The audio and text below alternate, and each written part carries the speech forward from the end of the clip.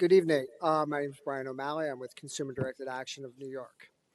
At the 30,000 foot level, we at Consumer Directed Action are strongly opposed to the $2.54 per hour or 12% wage and benefit cut that would make CDPA workers second class home care workers.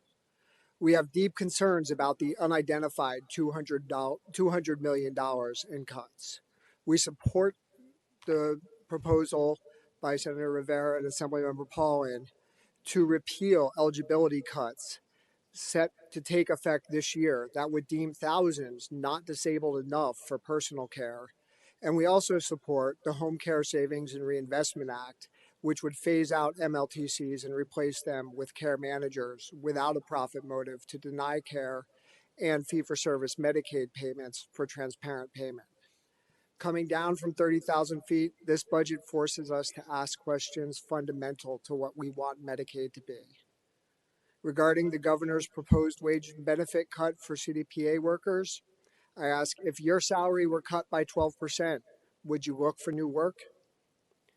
If you were a PA in New York City earning just over $1,500 per pay period, could you afford losing $200 from that check? Could you afford to go back to slightly more than you were making in 2019? How do 12% wage and benefit cuts for a low-wage workforce primarily composed of Black, Latinx, and immigrant women advance in equitable New York? What about the disabled or older Medicaid recipient who needs services? When their worker inevitably leaves, how do they hire someone new at this wage with no benefits when every public and private sector employee pays more? Does it even make financial sense to leave that recipient stranded without services?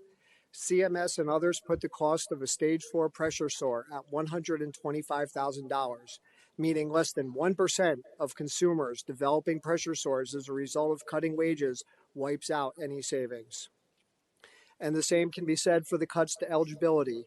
If someone can eat, shower, and go to the bathroom once up, but can't transfer and get themselves out of bed, does it matter that they don't need full assistance with other ADLs? They're not leaving bed. They won't eat, bathe, and they'll lie in their own urine and feces. What's the cost of that?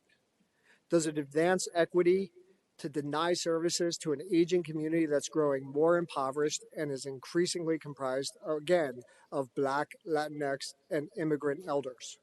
Can we justify any of this while giving billions to MLTCs that were supposed to provide care management but don't? Supposed to do assessments but don't? Supposed to pay for nursing homes but don't? Thank you very much.